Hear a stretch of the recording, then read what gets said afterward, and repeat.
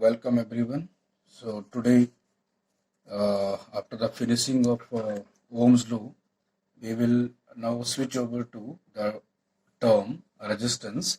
And since we have discussed about resistance, but now more to discuss about the resistance. So now we will start the important question of the board: factors affecting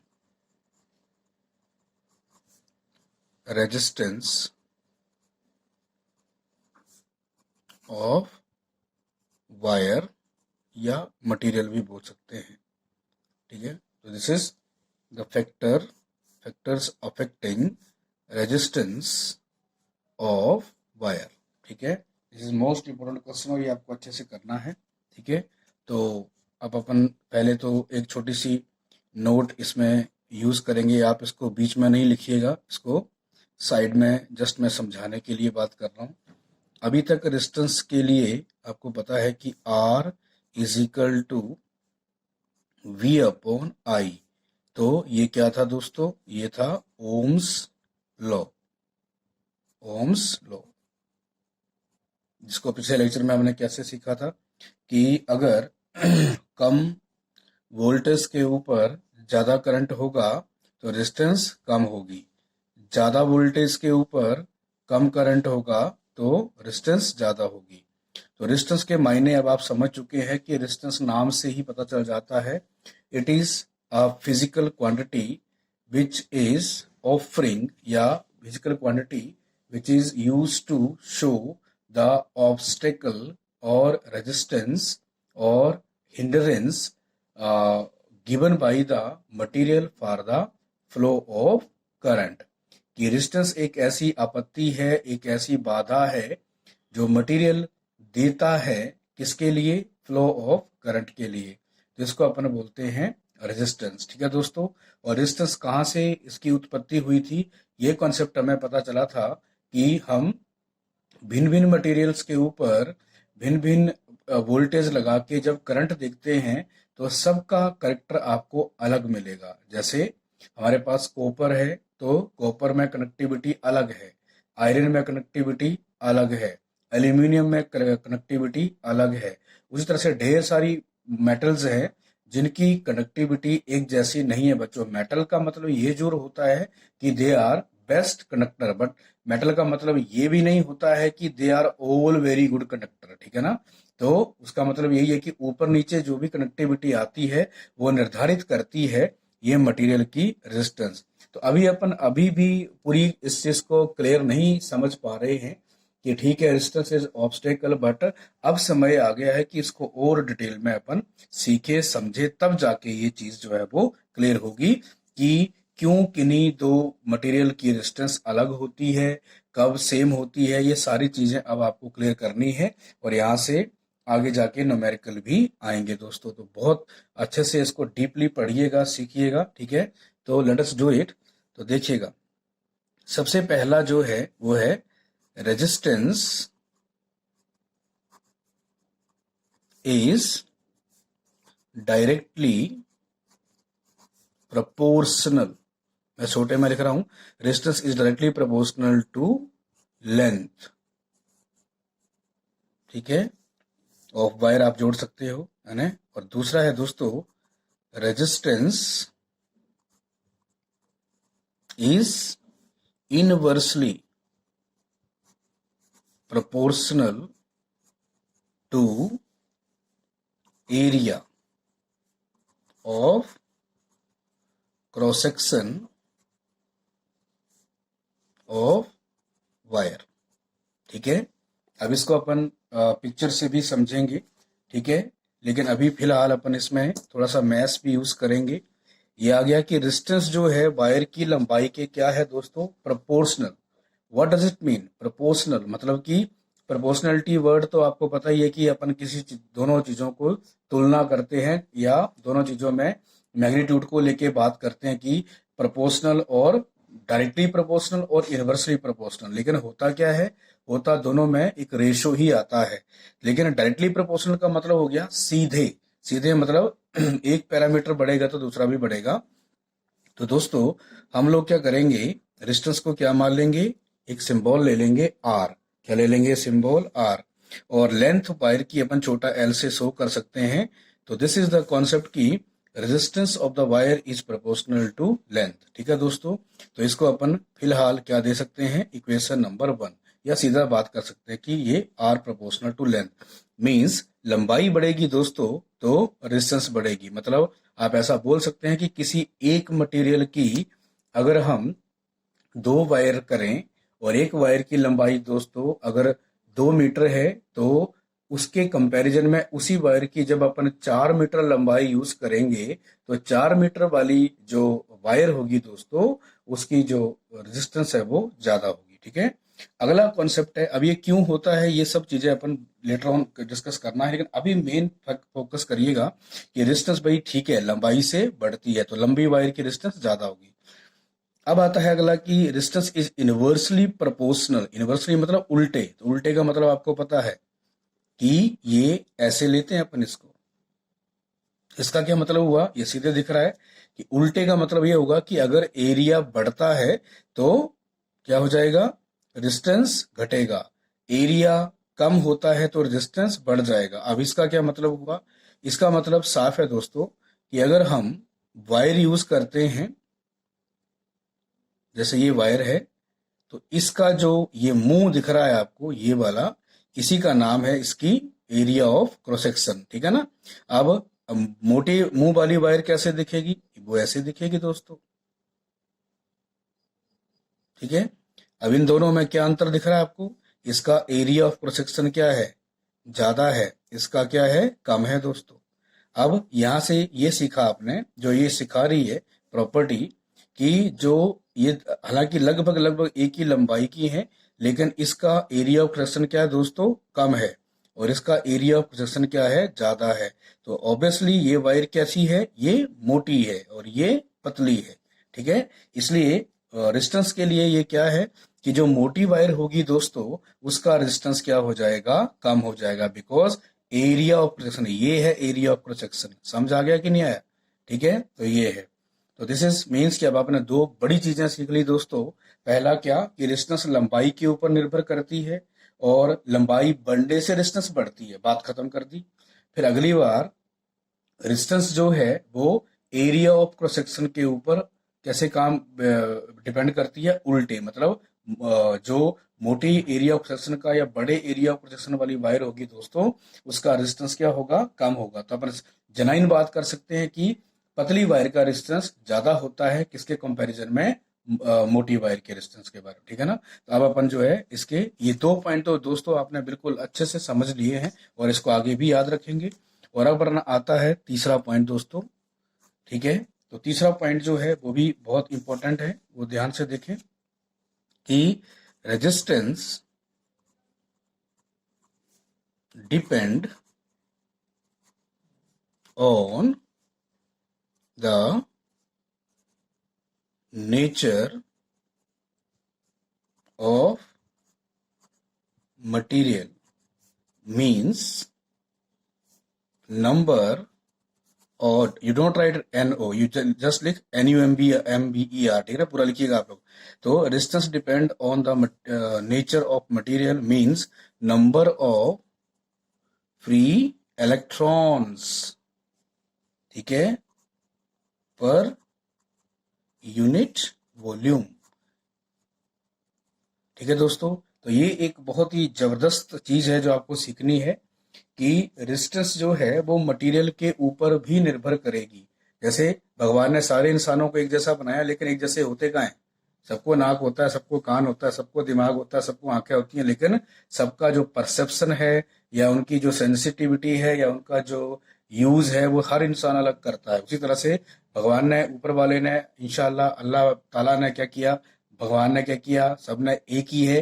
ठीक है, तो कहने का मतलब सबने, ऊपर वाले ने, ऑल माइटी ने क्या किया, ऑल माइटी ने सब कुछ सेम बनाया था दोस्तों। ठीक है, लेकिन क्या था कि सबका परसेप्शन अलग होता है। तो उसी तरह से ऊपर वाले ने मेटल को बनाया जरूर है, लेकिन सारी मेटल जो है वो उनकी प्रॉपर्टी भिन्न भिन्न जगहों पे भिन्न भिन्न पाई जाती है। ठीक है ना। तो ये पॉइंट जो है दोस्तों ये इतना इंपॉर्टेंट है कि जो आपको क्लियर कर देगा कि क्यों कॉपर एल्यूमिनियम जैसा नहीं होगा और एल्युमिनियम जो है वो आयरन जैसा नहीं होगा, या आयरन जो है वो सिल्वर जैसा नहीं होगा, और सिल्वर जो है वो गोल्ड जैसा नहीं होगा। तो ये चीजें अब अपने को सीखनी है।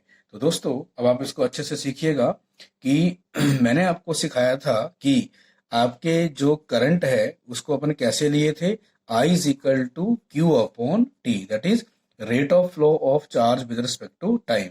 ठीक है, अब ये जो आपका Q है ये कौन निर्धारित करता है, ये निर्धारित करते हैं इलेक्ट्रॉन्स। भाई कितना चार्ज फ्लो करेगा, तो इलेक्ट्रॉन एक होगा तो एक लिखेंगे, और n इलेक्ट्रॉन होंगे दोस्तों तो क्या लिखेंगे, n लिखेंगे। तो इसका मैंने आपको सिखा चुका हूं ये। तो अपन करंट को ऐसे मेजर करते हैं दोस्तों, ठीक है ना, that is I is equal to Q upon T and charge is taken as the number of electrons means moving inside the metal. अब दोस्तों ध्यान दें कि मैं एक अच्छी सी सिचुएशन आपको बना के दे रहा हूं, बी केयरफुल, सीखें इसको, बात को समझें अच्छे से। वो ये है कि बच्चों ये इस तरह से दो वायर्स हैं, ठीक है, और ये है एक्स मटेरियल और ये है वाई मटेरियल। तो अभी हमने क्या किया कि दोनों वायर्स को लेंथ के मामले में और एरिया के मामले में क्या कर दिया दोस्तों, सेम कर दिया। ठीक है, ये देखो ये लेंथ भी सेम ले ली, ठीक है, ताकि कोई ये ना बोल पाए कि सर इसकी लंबाई ज्यादा है तो इसकी डिस्टेंस ज्यादा होगी, तो अपन नहीं बोल सकते। अब लंबाई लंबाई बराबर होगी। फिर हमने एक और चीज और कर डाली दोस्तों, वो क्या कर डाली कि हम लोगों ने इन दोनों का एरिया भी क्या कर रखा, सेम कर दिया। तो हमारी जो पहली दो प्रॉपर्टी हैं वो व्यर्थ हो गई। मीन्स ये वाली प्रॉपर्टी को जो है हम अलग से क्या बोलते हैं जो दोस्तों, ये दोस्तों कहलाती हैं geometrical property. You understand this? ठीक है, जियोमेट्री मतलब सीधी सी बात है, उनकी जो आकार है, साइज है, तो आकार ही तो है। लंबाई क्या है, एक लड़का लंबा है, एक छोटा, ऐसा बोलते हैं ना अपन, ठीक है ना, ये मोटा है, ये पतला है, तो ये वही तो है कि लंबाई और दूसरा क्या आ गया, एरिया। तो ये उनकी ज्योमेट्री से, उनकी शेप साइज से निर्भर कर रहा है। तो इन दोनों फैक्टर को अपन क्या बोलेंगे दोस्तों, ज्योमेट्रिकल प्रॉपर्टीज या फैक्टर्स। ठीक है, और ये आप अलग से इसको लिखिएगा, जरूरी नहीं कि बीच में डाल दिया, जस्ट नॉलेज के लिए है। ठीक है, और अगला जो है उसमें ये वाला जो चीज आया, ये कौन सी प्रॉपर्टी है, ये प्रॉपर्टी है दोस्तों जो मैंने लिखा है मटेरियल की। तो ये कौन सी प्रॉपर्टी आ गई, मटेरियलिस्टिक प्रॉपर्टी। ठीक है, अब यहाँ पे जो बात चल रही थी उसमें ये बात हो रही थी कि जो रेजिस्टेंस है वो डिपेंड करती है नेचर ऑफ मटेरियल के ऊपर, means number of free electron per unit volume. इसकी बात को क्लियर करने चल रहे हैं अपन। ठीक है, तो हमने क्या किया, हमने ये दो वायर ली एक्स और वाई, और दोनों में लंबाई भी सेम कर दी और एरिया भी सेम कर दिया। तो इससे ये पता लगा कि अब ज्योमेट्रिकल फैक्टर से आप बोल के ये नहीं बोल पाओगे कि सर इसकी लंबाई ज्यादा है, इसकी लंबाई छोटी है, इसका एरिया पतला है, मोटा है। ठीक है, अब ये सारी चीजें अपन ने क्या कर दी दोस्तों, सेम कर दी। तो अब जो है, अब हम कैसे पता लगाएंगे कि किसकी रेजिस्टेंस ज्यादा है, क्योंकि एक्स वाई नहीं है और वाई एक्स नहीं है। तो नाउ द ब्यूटीफुल कंसेप्ट कम, वो ये रहेगा दोस्तों। अब ईश्वर ने, देखो आपने, जैसे मैंने बोला कि ईश्वर ने सारे मटेरियल को अलग अलग बनाया। तो यहाँ पे क्या है, यहाँ पे जो भी आपके पास ये सिलेंड्रिकल साइज दिख रहा है, ठीक है, सिलेंडर का वॉल्यूम आपको आता है ना, बोलो कितना होता है, पाई आर स्क्वायर एच। ठीक है, कहाँ पढ़ा था, 9th क्लास में पढ़ा था। अब 10th क्लास में मैथ्स में भी आएगा ये, आने soon we will start the mathematical lecture, mathematics lecture, क्योंकि अभी अपन पास ये चैप्टर अबाउट टू फिनिश है, उसके बाद फिर मैथ्स ढेर सारा करेंगे। ठीक है दोस्तों, तो ये क्या हो जाएगा, पाई आर स्क्वायर एच। तो ये क्या आ गया कि ये इसका वॉल्यूम होता है। तो पाई आर स्क्वायर क्या है, पाई आर स्क्वायर आपको पता है ये ए है, इसको अपन क्या लिख सकते हैं दोस्तों, ए एच भी लिख सकते हैं, ये नॉलेज के लिए आ गया। ठीक है, तो दोनों का वॉल्यूम क्या हो गया, सेम हो गया। अब मैं जो बोलना चाह रहा हूं उसको ध्यान से सुनिएगा कि जब एक्स वाई नहीं है, वाई एक्स नहीं है, तो फर्क क्या होगा। जैसे आपको मालूम है दोस्तों कि आयरन जो है उसका एटॉमिक नंबर कितना है, 26, 26। ठीक है, और 26 अगस्त को मेरा बर्थडे भी आपको मालूम है, ठीक है ना। हाँ, तो अब क्या हो गया, 26 अगस्त है, याद रखना है। ठीक है, अब आगे देखो, आगे क्या है, आगे आ गया दोस्तों कॉपर।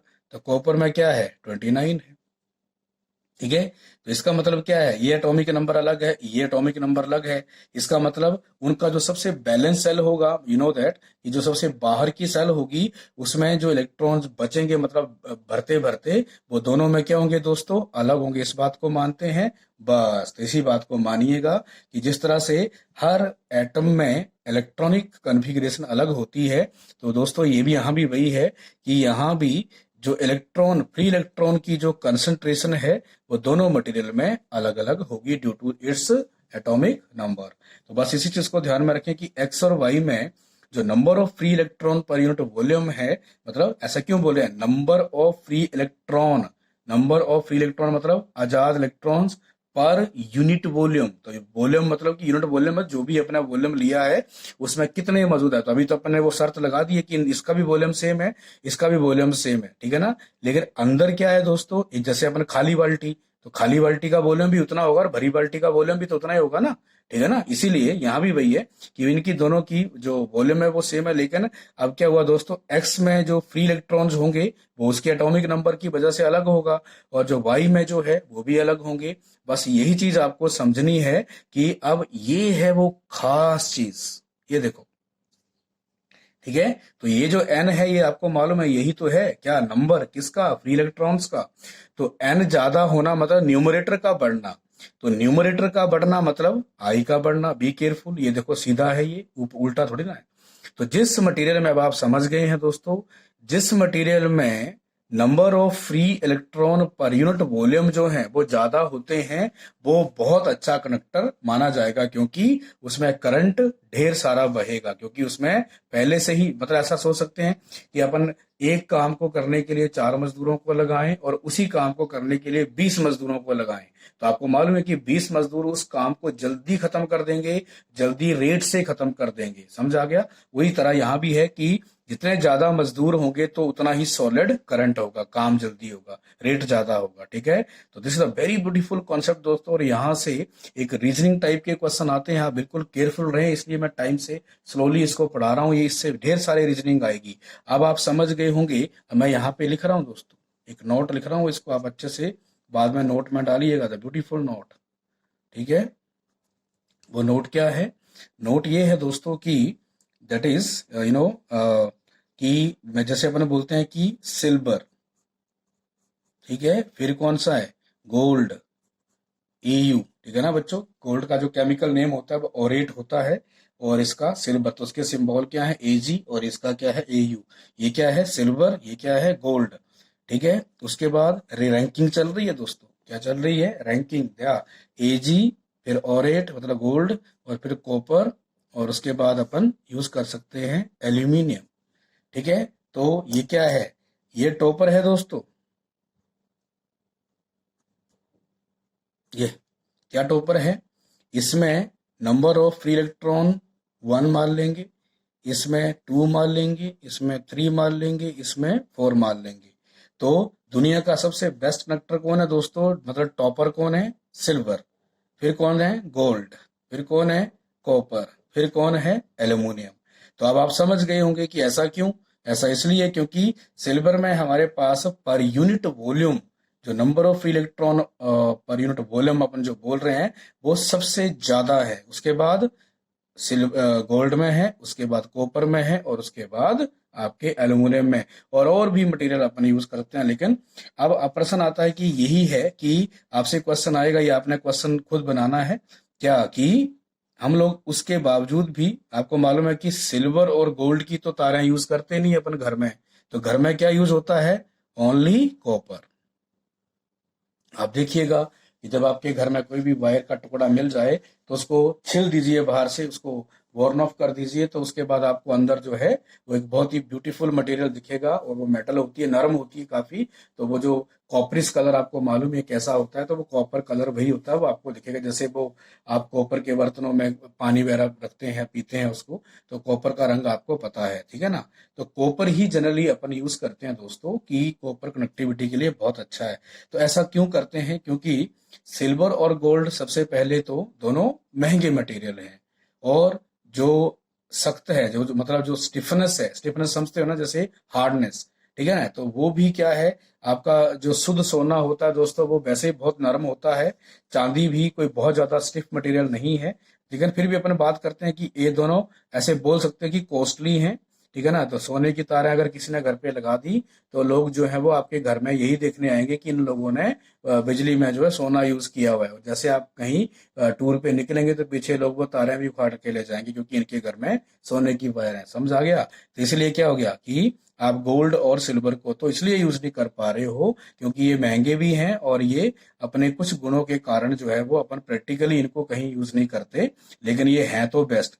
लेकिन अब कॉपर की तरफ क्यों जाते हैं दोस्तों, तो कॉपर के लिए इसलिए जाते हैं क्योंकि जैसे अपन ऐसा बोलते हैं ना कि इसका रैंक आया कितना, भाई इसका रैंक जो है आया है, इसके मार्क्स आए हैं 96.4%, ठीक है। दूसरे के आगे 96.2%, ठीक है ना। तीसरे के आगे 96.1%, ठीक है ना। तो ओवरऑल अगर आप देखेंगे तो दोस्तों ये 96 परसेंटाइल इनका सेम है। तो ये भी तीनों ऐसे ही समझ लें आप लोग कि इनमें जो मतलब रफली जो है कनेक्टिविटी लगभग एक जैसी है, बस थोड़ा सा 19-21 है, वही आपको मैं दिखा रहा हूं। तो इसलिए कॉपर भी इनसे कम नहीं है, बल्कि कॉपर बहुत अच्छा है। और दूसरा क्या है कि कॉपर की एवेंडेंस ज्यादा होने की वजह से और भी इसमें कुछ गुण हैं उनकी वजह से भी, और कुछ इनके कनेक्टिविटी भी लगभग लगभग बराबर होने की वजह से हम कॉपर को ही यूज करते हैं दोस्तों। और कॉपर सस्ता भी पड़ता है। इसलिए अब आपसे क्वेश्चन जो मैं बनाने जा रहा था इसको इसलिए इस पूरे टॉपिक को, ये जो अपना पॉइंट नंबर 3 है इसको डिटेल में पढ़ रहे हैं कि यहाँ पर बोर्ड में ढेर सारे क्वेश्चन इस रीजनिंग से आएंगे। आपने एक एक चीज जो मैं बोल रहा हूँ आपने अलग से उसको लिखना है, नोट्स बनाने हैं अच्छे से, और फिर मुझे बताना है कि सर आई डिड इट, ठीक है ना। अब देखो क्वेश्चन क्या बना। क्वेश्चन है कि why copper is used as conducting, आप पूरा लिखना, कंडक्टिंग मटीरियल इन वायर्स, कि भैया कॉपर को क्यों यूज करते हैं, किसके लिए, कनेक्टिविटी। तो आपने कुछ भी आंसर नहीं लिखना है, आपने बिल्कुल सीधा लॉजिक देना है ना। क्या लॉजिक देना है, बिकॉज कॉपर के पास क्या है, copper have more number of, क्या दोस्तों, फ्री इलेक्ट्रॉन्स पर यूनिट वॉल्यूम, है ना। आप मेरी हैंडराइटिंग पे ना जाए, आपको मैं जो बोल रहा हूँ उसको अपने खुद लिखें, ठीक है ना। कि कॉपर को जो है आप क्यों यूज कर रहे हैं भैया, कॉपर को इसलिए यूज करते हैं क्योंकि सबसे मोटी चीज तो ये है क्या, कि because copper have more number of free electron per unit volume. तो इसका मतलब ये हो कि उसमें free electron per unit volume ज्यादा है, इसलिए हम कॉपर को यूज करते हैं। याद रखिएगा ये क्वेश्चन बोर्ड में बहुत ज्यादा बार पूछा गया है, ठीक है ना। तो ये 3 पॉइंट हो चुके हैं। अब अपना आएगा बच्चों लास्ट पॉइंट जो बहुत इंपॉर्टेंट है, वो भी उसमें से भी क्वेश्चन पूछा जाता है। क्वेश्चन है, 4th पॉइंट है दोस्तों कि resistance is directly proportional to temperature. ये बड़ी काम की चीज आ गई, ठीक है ना। अब आपको सब याद आ रहा होगा कि जब हमने ओम्स लॉ पढ़ा था ना, याद करो, तो ओम्स लॉ में हमने फिजिकल कंडीशंस की बात करी थी, ठीक है ना। अब आपको समझ आ रहा है कि फिजिकल कंडीशंस क्या कर सकती हैं, कैसे, ये देखो। अगर लंबाई बढ़ा दी जाए ना मौके वारदात पे तो रेजिस्टेंस तो वैसे ही बढ़ जाएगी, ओम्स लॉ का रिजल्ट कुछ और आएगा। अगर वायर मोटी कर दी जाए तो फिर से रेजिस्टेंस चेंज हो जाएगी, फिर से करंट अलग हो जाएगा। समझ रहे ना कि करंट जो है रेजिस्टेंस पे डिपेंड करेगा ना। ये देखिए ना, ये क्या, करंट जो है वो रेजिस्टेंस पे निर्भर करेगा भाई, कैसे, ये देख लो, ठीक है ना। तो अगर अगर अपन इनको क्रॉस मल्टीप्लाई करें तो कैसे दिखेगा, I is equal to V upon R. तो रेजिस्टेंस से उल्टे है, more resistance less current, less resistance more current. अच्छे से सीखें फिजिक्स को, फिजिक्स आ गई तो आपने ब्रह्मांड का पूरा ज्ञान आ गया आपको, ठीक है। चलो फिर, तो ये आ गया अपना, दैट इज कि भाई resistance is directly proportional to temperature आ रहा था। तो मैंने बोला कि ओम्स लॉ में इसलिए बोलता कि स्ट्रेस स्ट्रेन नहीं लगाना है, क्योंकि स्ट्रेस स्ट्रेन से क्या हो गया, खिंचाव या उसको कंप्रेस करना, उससे लंबाई और एरिया चेंज करेगा तो रेजिस्टेंस चेंज करेगी, और रेजिस्टेंस चेंज करी तो क्या चेंज करेगा, करंट चेंज करेगा। आया समझ में। और फिर क्या बोला था कि भाई एक और फैक्टर है, वो क्या है, वो है आपका ये resistance is directly proportional to temperature. ठीक है, तो आपको वायर जैसे आपने कॉपर की यूज करी है तो कॉपर की ही रखनी है, तो वो तो अपने लिखा ही नहीं कि भाई, वो अपने को पता है कि हमने कॉपर की वायर यूज करी है, ना तो उसको मोटा करना है ना पतला करना है। तो कॉपर मतलब क्या हो गया, उसमें number of electron per unit volume उसका गुण है, वो उसमें बना रहेगा, वो ना बढ़ेगा ना घटेगा। ठीक है ना। उसी तरह से अब चौथा पॉइंट भी आ रहा है दोस्तों, वो है टेम्परेचर। तो टेम्परेचर क्या कर सकता है, टेम्परेचर बहुत कुछ कर सकता है दोस्तों। ठीक है ना। तो हमने क्या लिखा है कि रेजिस्टेंस जो है वो डायरेक्टली प्रोपोर्शनल है किसके, टेम्परेचर के। ना ये चीज हजम होने वाली नहीं है भाई, ऐसी क्यों बोल रहे हैं अपन। तो अपने को पहले तो लिख लेना है कि resistance is directly proportional to T as a temperature. ठीक है। तो ये फैक्टर भी क्या है, इस फैक्टर को जैसे मैंने क्या बोला, पहले दो फैक्टर क्या थे, ज्योमेट्रिकल, तो तीसरा फैक्टर क्या था, मटेरियलिस्टिक, और ये क्या आ गया दोस्तों, ये आ गया एनवायरमेंट फैक्टर, है ना, ये बाहर का बंदा है। ठीक है। तो एनवायरमेंट फैक्टर मतलब कि टेम्परेचर के बढ़ने से डिस्टेंस बढ़ती है।